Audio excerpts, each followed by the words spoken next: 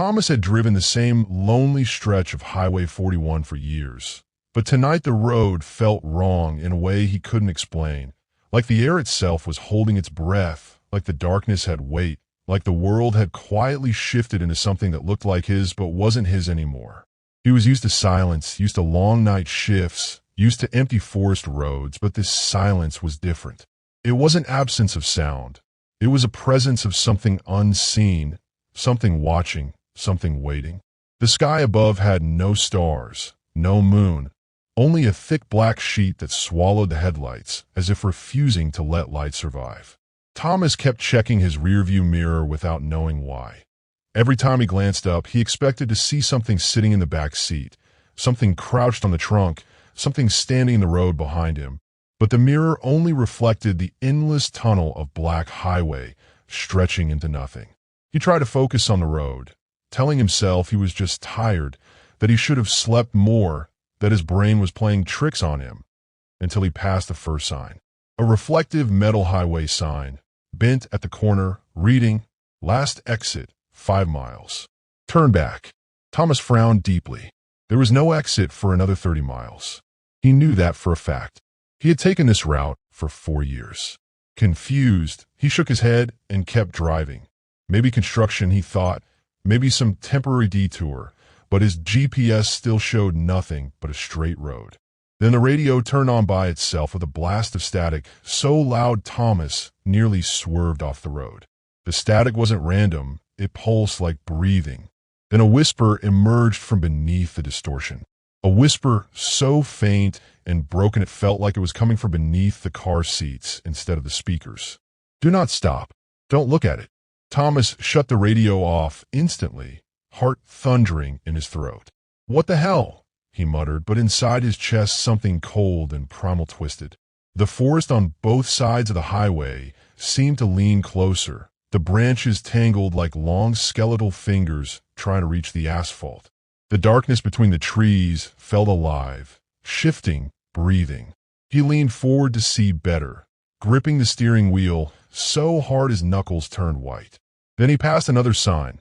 "Last exit, 3 miles. Turn back now." The sign was scratched, as though something with claws had tried to rip it down. Thomas swallowed nervously. The GPS still showed nothing. His phone buzzed suddenly, an unknown number calling. Against his better judgment, he answered. "Hello." A faint, raspy whisper replied. "It knows you're awake." Thomas dropped the phone onto the seat, his hands shaking. Something moved in the forest beside the car. A tall, horribly thin silhouette gliding between the trees. It didn't run. It didn't walk. It moved like a shadow pulled by invisible strings. Thomas pressed the accelerator. The figure matched his speed. It rose from the darkness until it was almost beside the car, its shape just visible in the corner of his eye. Something inside him screamed not to look. The radio turned on again. Thomas hadn't touched it. The same voice whispered, more urgent now. "Do not look at its face." But curiosity mixed with terror, and Thomas's eyes flicked to the left. A pale, impossibly long arm swung out of the darkness and slammed against the window. The glass shook violently, but didn't break. Thomas screamed, nearly swerving off the road. The handprint it left had no palm, only long claw marks dripping with something black and oily that slid slowly down the glass. Thomas floored the gas pedal, heart exploding in his chest. The figure vanished into the trees. Silence returned. His phone buzzed again. A new message, from a number with his area code. He opened it with trembling fingers. "Last exit, 1 mile. If you miss it, you won't make it out." Just then, his headlights caught another road sign. "Last exit, 1 mile. Turn or die." His stomach twisted violently. Ahead, a narrow exit ramp appeared, cracked, broken, disappearing into a pitch-black forest. This ramp did not exist yesterday. His engine sputtered once. The forest behind him echoed with a loud, inhuman shriek, high-pitched, echoing, wrong in every way a sound could be wrong. Panic swallowed him whole. He didn't think. He yanked the wheel and swerved onto the exit ramp. The car shook violently, tires scraping gravel. The ramp dragged him deeper into the woods. Too deep. The darkness ahead felt like a tunnel swallowing the world. His headlights illuminated a wooden sign at the end of the path, letters carved by hand. "You should not have come here." Thomas slammed the brakes. Too late. Something stepped forward into the beam of his headlights. Tall, twisted, bone-thin, its smile stretched impossibly wide, splitting its face as its head tilted at a sharp, sickening angle. Its jaw unhinged, cracking open. The creature leaned forward, mouth widening beyond anything human. Thomas's scream filled the forest as it lunged toward the windshield. Thomas braced for impact, for claws smashing through the windshield, for teeth tearing through flesh. But the moment the creature lunged, everything blinked out. Not faded, not vanished. Blink, like someone shut off the world for half a second and then turned it back on. The creature was gone. The forest was still. The car engine hummed softly, as if nothing had happened. Thomas gasped, chest heaving, hands trembling violently on the wheel. "No, no, no. That wasn't real," he whispered, but the oily black fingerprints still smeared across the glass proved it was very real. He forced the car forward, deeper into the forest path, hoping beyond hope that it would reconnect to the main highway. But after only 20 seconds of driving, the ramp suddenly ended at a dead stop. No signage, no warning, just a wall of trees so dense they looked woven together. Thomas's throat tightened. This wasn't here. He put the car in reverse to back out, but the rearview mirror showed something he hadn't seen before. The ramp behind him was gone. Not obscured, not dark. Gone, as if the path had never existed, replaced by endless black trees stretching forever. Heart hammering, he got out of the car, forcing himself to breathe even as the night pressed against his skin like cold hands. The air tasted metallic, like blood mixed with static.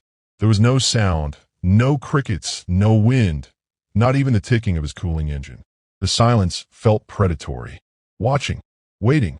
He turned on his phone to call for help, but the device instantly flickered with white static, vibrating uncontrollably before showing a single phrase across the entire screen: "Do not turn around." Thomas froze, breath caught mid-chest. Every muscle in his body tightened. He didn't know how he knew, but he knew. There was something standing directly behind him. The air behind his neck felt colder than the rest of the forest, like a void swallowing all warmth. Something exhaled, slow, raspy wet. Thomas squeezed his eyes shut. The phone buzzed again and displayed. "If you run, IT will chase you." But he couldn't just stand there. He had to move. He forced himself to open his eyes and took one shaking step sideways. Not turning his back, not turning around. The thing behind him moved too, matching him step for step, its breath brushing the side of his face like a cold draft. Thomas slowly edged toward the car door, keeping his body angled, refusing to give the creature his back. His lungs screamed for air. His eyes watered. The phone buzzed again. "Do not look at its legs." His mind twisted with terror. Its legs? Why legs? What about its legs could be so horrifying he shouldn't see them? He made the mistake of glancing down, just a fraction, and he saw them. The creature's legs were backwards, jointed the wrong way like a spider that had stood up. They bent sharply, twitching with unnatural tension, and every time the creature inhaled, its legs shivered as though tasting his fear. Thomas bit the inside of his cheek so hard he tasted blood. He pulled the car door open slowly, trying not to make noise, when the creature suddenly cocked its head, joints snapping like broken glass. Thomas dove into the car, slammed the door, and jammed the lock button. The creature's hand slapped the window immediately, claws screeching down the glass hard enough to vibrate the entire car. Thomas screamed and threw the car into drive. The wheels spun in mud, then caught. He bolted forward into the forest. The path wasn't a path anymore. It was just trees, endless trees. He drove blindly, branches slamming against the car, roots scraping the undercarriage, the world around him twisting darker and darker until he felt like he was driving through the inside of a nightmare. The headlights flickered, dying, then blasting back on. But now the forest looked different. Wrong. The trees were thinner, taller, pale, almost fleshy. Some of them had shapes, Indentations, like faces stretched beneath bark. Faces with mouths open in silent screams. Thomas gagged. The radio switched on again, unbidden, hissing with static before a different voice, one he had never heard, whispered, "You shouldn't have taken the exit." Then the engine sputtered, coughed, died. The car rolled to a stop in front of something massive and hollow and towering. Something that looked like a tunnel but was shaped like ribs bending inward, like he was about to drive into the chest cavity of something enormous. Thomas shook his head, hyperventilating. No, I can't. The tunnel pulsed, like it was breathing. His phone vibrated in his lap. He glanced down. The screen displayed, "You must enter. It's the only way out." Thomas whispered, "God help me," but God wasn't here. He could feel that now. Something else was. The moment I stepped onto the dirt patch behind the gas station, the cold air felt heavier, almost wet, as if the darkness itself had a pulse. My footprints disappeared behind me in seconds, swallowed by the shifting dust, and that was when I noticed the faint trail of drag marks leading toward the old, broken fence. I followed cautiously, my breath shaking, until I reached a collapsed wooden sign half buried in weeds, its faded letters barely readable. Mile 313. And no, stopping after dark. Before I could process it, a low, dragging exhale vibrated behind me, and I turned to see the same faceless figure from the highway, standing in the corner of the lot, its long, twisted arms dangling as if its bones were melted. The gas station lights flickered violently, buzzing like angry insects, and with each flicker the creature seemed to appear closer. First by the road, then by the pumps, then right behind my shoulder. I ran back toward the store, but the windows were suddenly boarded from inside, the door padlocked, and the entire building looked abandoned, dust-covered and collapsed, as if it hadn't been open in years. The realization hit me like a punch to the chest. The moment I followed those drag marks, I had crossed into something else, something not alive, not dead, but waiting. Behind me, the creature scraped its limbs across the asphalt, mimicking the sound of metal dragged on stone, and whispered in a voice that sounded like overlapping radio static. "You left the road. Now the road leaves you." My vision blurred as shadows wrapped around my ankles, cold as ice water, pulling me toward the dark field beyond the fence. I clawed at the ground, kicking, screaming, but the earth around me felt soft, like fresh grave soil.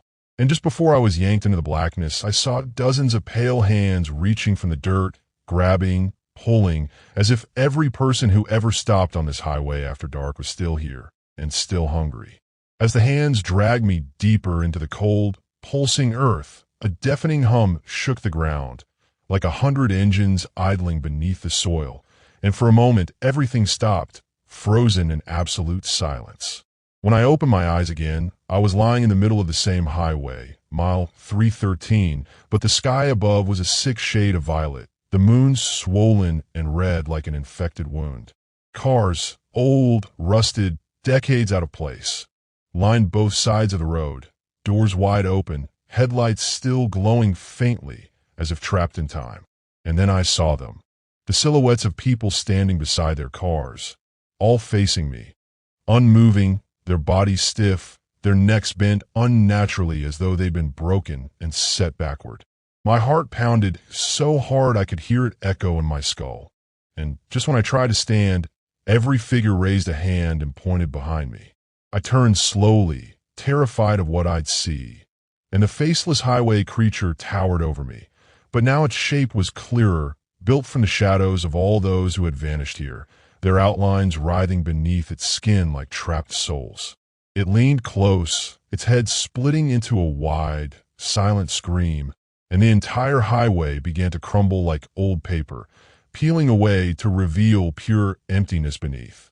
I ran harder than I ever had, but the road stretched endlessly, folding into itself like a loop, showing me gas stations, motels, signboards, all decayed versions of places I'd passed only hours before. My legs burned, my lungs collapsed in pain, but the creature was always there, just inches behind me, until suddenly everything snapped into darkness. When I opened my eyes again, I was in my car on the same highway, the engine running, the clock blinking 3:13 a.m., and an old man in a reflective vest was knocking on my window telling me to move. I was blocking the road. I stammered out what happened, but he only stared at me with blank, gray eyes and whispered, "You should have never stepped off the road." As he walked away, disappearing into the dark, my rearview mirror showed something impossible. My reflection wasn't mine. My face was faceless. And now, every night at 3:13 a.m., no matter where I am, no matter what road I'm on, the headlights in my mirror flicker, and I hear that scraping sound getting closer, reminding me that once the highway marks you, it never lets you go.